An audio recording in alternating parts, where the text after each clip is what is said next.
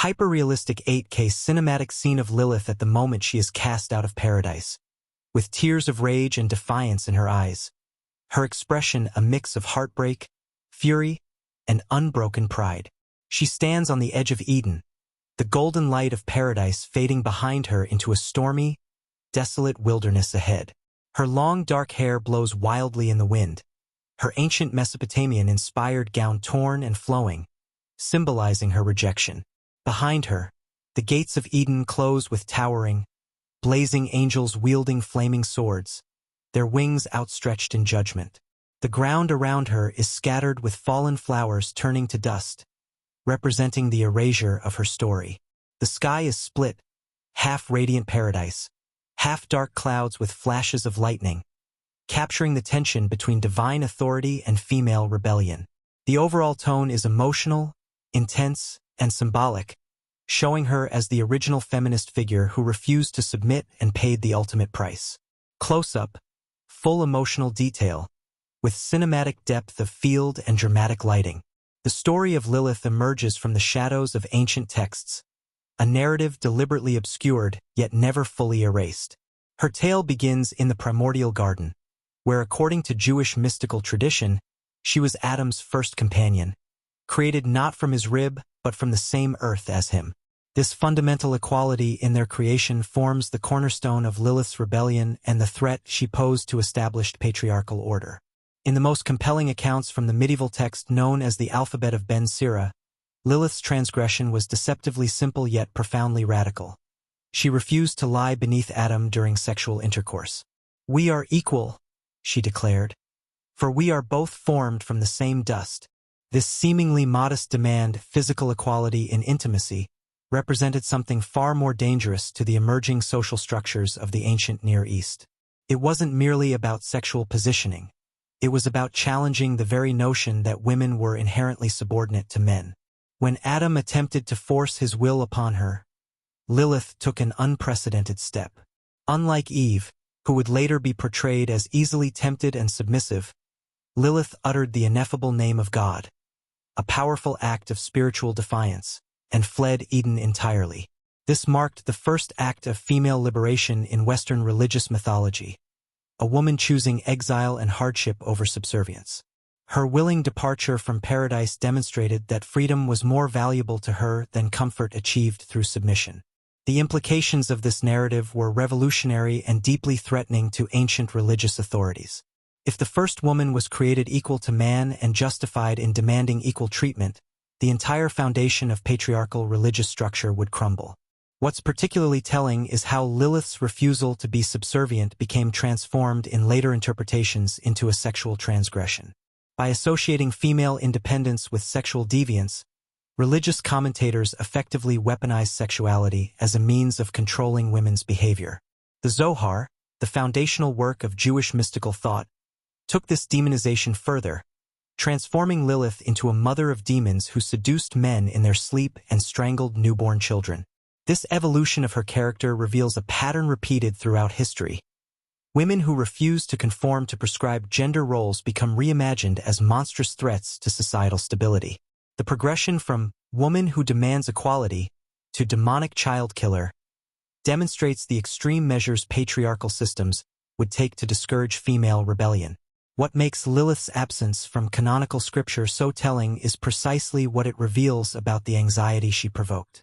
While Eve's story served as a cautionary tale about female obedience and the dangers of seeking knowledge, Lilith's narrative couldn't be similarly contained. Her expulsion wasn't a punishment, it was her choice. She wasn't deceived. She was clear-eyed in her defiance. Most dangerous of all, she didn't repent or suffer for her actions in the traditional sense. Instead, she created an independent existence beyond male control. The archaeological record provides tantalizing glimpses of Lilith's earlier, more complex identity. Sumerian reliefs depict owl-footed female figures that some scholars associate with Lilith, suggesting her origins may predate even the Hebrew traditions that later vilified her.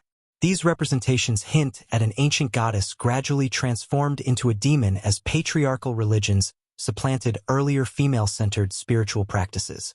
Her association with owls, creatures of the night who see clearly in darkness, symbolically reinforces her connection to hidden knowledge and wisdom outside sanctioned channels. What's particularly fascinating about Lilith's rebellion is how it contrasts with Eve's later transgression. Eve's sin was seeking knowledge forbidden by divine authority. Lilith's was demanding recognition of the equality already inherent in her creation. Eve's story reinforced hierarchy through her punishment. Lilith's challenged it through her escape. This fundamental difference explains why Eve could remain in Scripture as a cautionary example, while Lilith had to be nearly erased. Her story offered no satisfying moral lesson about female submission. The rabbinic literature that developed around Lilith reveals the anxieties of its male authors. Tales of Lilith stealing men's seed during nocturnal emissions to create demon children represent fears about female sexuality outside male control. Stories of her attacking infants reflect anxieties about maternal power and infant mortality in pre-modern societies. By attributing these terrible outcomes to a rebellious woman rather than natural causes or divine will, patriarchal authorities created a powerful deterrent against female insubordination, while simultaneously providing an explanation for otherwise inexplicable tragedies. Throughout the medieval period, amulets to ward off Lilith became common practice for pregnant women and new mothers, demonstrating how thoroughly the concept of the dangerous, independent woman had penetrated cultural consciousness. These protective measures weren't just spiritual practices. They were physical manifestations of a social order that required women to align themselves with male authority for protection against the feminine threat that Lilith represented. The persistence of Lilith in folk tradition despite her exclusion from canonical texts speaks to the resonance of her story. Even as religious authorities attempted to erase her, ordinary people kept her memory alive through protective rituals and folk tales. This underground preservation of her narrative suggests that her rebellion spoke to something fundamental in human experience: the tension between authority and autonomy, between prescribed roles and personal freedom. When examining the historical context of Lilith's development as a figure, we see how her character evolved precisely during periods when women's social roles were being more rigidly defined. Her demonization intensified during times when patriarchal control was being institutionalized and codified. The more structured and hierarchical society became, the more monstrous Lilith's portrayal grew, a clear indication of how mythological narratives reflect and reinforce social norms. What's particularly significant about Lilith's rebellion is that it wasn't depicted as a mistake or a fall from grace, but as a deliberate choice. Unlike most female figures in ancient religious texts, she acted with agency and purpose, making her own decisions rather than being acted upon. This representation of female autonomy was perhaps the most threatening aspect of her story, challenging as it did the prevailing narrative that women were naturally passive and receptive rather than active and decisive. The spiritual implications of Lilith's choice were equally revolutionary. By uttering the sacred name of God to facilitate her escape, she claimed direct access to divine power without male mediation, a radical concept in traditions where religious authority was almost exclusively male. This spiritual self-determination represented a fundamental challenge to religious hierarchies that positioned men as necessary intermediaries between women and the divine. The transformation of Lilith from Adam's equal partner into a child-killing demon represents one of history's most systematic character assassinations. This metamorphosis didn't happen overnight, but evolved through centuries of increasingly hostile interpretations, each layer adding new dimensions of monstrosity to her persona. The process reveals how patriarchal systems respond to female independence, not merely with disapproval, but with comprehensive demonization. In early Mesopotamian traditions, Lilith appears as a more ambiguous figure, sometimes as a wind spirit or a goddess associated with fertility and wisdom. The Burney relief, a Babylonian terracotta plaque from around 1800 BCE, depicts a winged, owl-footed female figure that some scholars identify as Lilith in her earlier, more divine form. This suggests that before her complete vilification, she occupied a complex position in ancient cosmology, embodying both creative and destructive powers like many ancient deities. The Hebrew tradition began Lilith's transformation in earnest. The sole biblical reference that might allude to her appears in Isaiah 34 verse 14, where she is mentioned as a night creature or screech owl, depending on the translation. This ambiguous reference was steadily expanded in post-biblical writings, particularly in the Talmudic period, 3rd to 5th centuries CE. when rabbinical authorities began constructing elaborate narratives around her character. During this period, Lilith's identity solidified around several key accusations. She was a seductress of men, a murderer of infants, and a generator of demonic offspring. This demonization accelerated dramatically during the medieval period. The alphabet of Ben Sira, c. 700-1000 CE, formalized the narrative of Lilith as Adam's first wife who refused submission, while simultaneously depicting her as swearing to kill human infants. This text represents a crucial turning point, directly linking female insubordination with infanticidal violence, perhaps the most horrific crime imaginable. The message was unmistakable. A woman who rejects male authority becomes not just sinful but actively monstrous, a threat to the most vulnerable members of society. Kabbalistic literature, particularly the Zohar, 13th century, expanded Lilith's demonic attributes. She became the consort of Samel, a satanic figure, the mother of demons, and a seductress who steals men's seed during nocturnal emissions to create more demons. The sexual dimension of her demonization is particularly telling. By portraying female sexual autonomy as literally demonic, these texts reinforced the idea that proper female sexuality must be controlled by men within the confines of marriage. Any expression outside these boundaries was reconceptualized as not merely immoral but supernatural in its danger. The physical attributes assigned to Lilith during this period revealed deep anxieties about female beauty and its power. She was typically described as having long, wild hair, contrasting with the covered hair of respectable women. Sensual features that could entice men, and sometimes serpentine or bestial lower parts, a literal representation of the belief that female sexuality was animalistic and dangerous when uncontrolled. These descriptions served a dual purpose, warning men about the dangers of female seduction, while simultaneously instructing women that embracing their physical attractiveness outside male-approved contexts would make them monstrous. Christian demonology adopted and further developed Lilith's character during the late medieval and Renaissance periods. She became incorporated into European witch hysteria, with her characteristics, night-flying, child-killing, sexual deviance, forming part of the template for accusations against supposed witches. The 1487 publication of the Malleus Maleficarum, Hammer of Witches, while not mentioning Lilith specifically, codified many of the attributes associated with her into a framework for identifying and prosecuting women as witches. The resulting witch trials claimed hundreds of thousands of lives, predominantly female, demonstrating how mythological demonization could translate into real-world violence. The iconography surrounding Lilith became increasingly sexualized and threatening during this period. Renaissance and Baroque paintings often depicted her as a beautiful but dangerous seductress, sometimes with snake-like features recalling Eve's temptation but with an explicitly predatory nature. Michelangelo's Sistine Chapel ceiling features a serpent with a woman's upper body tempting Eve, an image many scholars interpret as Lilith, suggesting her ongoing influence despite her absence from canonical texts. These visual representations reinforced the association between female beauty, sexuality, and spiritual danger. What's particularly significant about Lilith's demonization is how comprehensive it became. Unlike Eve, whose transgression was limited and specific, Lilith was transformed into a perpetual threat operating across multiple domains: spiritual, sexual, maternal. She attacked men through seduction, women through rivalry, and children through violence. This all-encompassing menace made her the perfect cautionary tale against female independence in any form. The message was clear. A woman who steps outside her prescribed role doesn't just harm herself, but becomes an active agent of evil, threatening the entire social order. The protective measures developed against Lilith reveal how deeply this fear penetrated everyday life. Amulets bearing the names of angels sent to retrieve her, Sinoi, Sansonoi, and Samangeloff, were commonly placed in birthing rooms. New mothers were advised never to leave their infants unattended. Men were warned against sleeping alone lest Lilith visit them.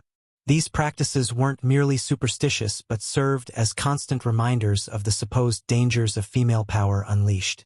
They functioned as a form of social control, keeping women anxious about their own potential for monstrosity while reinforcing their dependence on male and religious authority for protection. The psychological impact of Lilith's demonization extended beyond specific protective practices.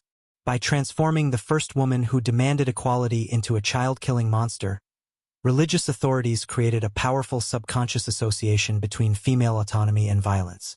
This association served to make women themselves fearful of their own independence, internalizing the idea that to step outside prescribed boundaries was to risk becoming monstrous. Meanwhile, it justified male control as necessary protection rather than oppression. Men weren't dominating women but safeguarding society from potential female destructiveness. The remarkable consistency with which independent female figures have been demonized across cultures suggests Lilith's transformation was not unique but part of a broader pattern. From Greek Lamias to Japanese Yukiana, global mythology abounds with beautiful female monsters who prey on men and children. This cross-cultural pattern points to the universal challenge female independence has posed to patriarchal structures and the common strategy of responding through supernatural vilification. What makes Lilith's demonization particularly significant is its historical timing. Her transformation into a fully demonic figure accelerated precisely during periods when women's legal and social status was being more rigidly constrained, during the codification of Talmudic law, the rise of institutional Christianity, and the witch hunt era. This correlation suggests her demonization served a specific social function, reinforcing patriarchal control during periods when it was being systematically institutionalized or when it faced potential challenges. The modern reclamation of Lilith represents one of the most remarkable reversals in religious and cultural symbolism. A figure deliberately erased, demonized, and used as a cautionary tale for millennia has been transformed into a powerful feminist icon. Her story reinterpreted as one of courage, autonomy, and resistance against oppression. This rehabilitation began in earnest during the second wave of feminism in the 1960s and 1970s, but has roots stretching back to earlier women's movements and continues to evolve in contemporary feminist discourse. Jewish feminist theologian Judith Plasko's 1972 Midrash, The Coming of Lilith, marks a watershed moment in Lilith's reclamation.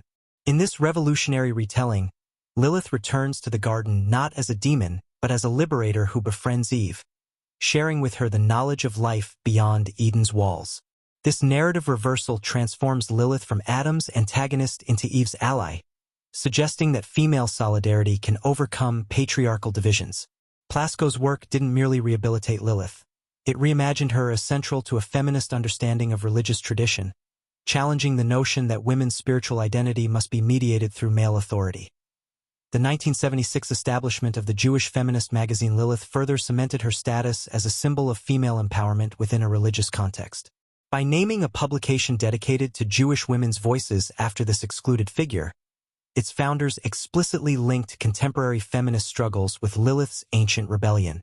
The magazine's mission statement declared, "Like the Lilith of legend, we're independent, fierce, and untamed," embracing precisely the qualities that had been used to demonize her. This publication demonstrated how marginalized groups could reclaim negative stereotypes, transforming them from weapons of oppression into badges of pride. In broader feminist spirituality movements, Lilith emerged as a powerful archetype of female independence.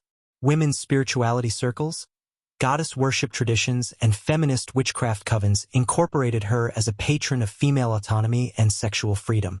Her rejection of subservient positions during intercourse was reinterpreted not as demonic pride but as a legitimate demand for bodily autonomy and sexual equality. Her flight from Eden became celebrated as the first declaration of female independence, an exodus from patriarchal constraints into self-determination. What's particularly significant about Lilith's feminist reclamation is how it directly inverts the very qualities used to demonize her. Her wild, unbound hair, once portrayed as evidence of her dangerous sexuality, became a symbol of natural female power unfettered by artificial constraints. Her refusal to submit sexually, previously condemned as rebellion against divine order, was recast as a defense of bodily autonomy and consent. Her existence outside male-dominated spaces, historically depicted as dangerous exile, was reimagined as intentional separation, a room of one's own, where female identity could develop beyond male definition. The psychological dimensions of Lilith's reclamation run equally deep. Feminist psychologists like Jean Shinoda Bolen identified Lilith as representing the dark feminine, not evil, but those aspects of female identity that patriarchal societies have deemed threatening and thus suppressed. Embracing Lilith became a way for women to reclaim disowned parts of themselves. Anger, ambition, sexual desire, and the will to define one's own boundaries. This psychological reintegration challenged the dichotomy that permitted women only two possible identities: the virtuous but submissive Eve or the powerful but evil Lilith. In popular culture, Lilith's reclamation manifested across multiple domains. The groundbreaking Lilith Fair Music Festival, founded by Sarah McLachlan in 1997, created a space celebrating women's artistic voices, explicitly drawing on Lilith's symbolic power as the original independent woman. Television shows like Frasier, Cheers, and later Supernatural incorporated Lilith characters with varying degrees of complexity, often playing with the tension between her demonic reputation and her potential as a symbol of female empowerment. These representations, even when problematic, kept her story in circulation, allowing new generations to encounter and reinterpret her significance. Literary retellings have been particularly important in Lilith's rehabilitation. Works like George MacDonald's Lilith, 1895, which predates modern feminism but presents her with surprising sympathy, laid groundwork for later reclamations. Contemporary writers like Rebecca Lenkiewicz, whose play Lilith explored her character with psychological depth, and numerous feminist poets who have given voice to Lilith's perspective, have created a rich counternarrative to traditional demonizations.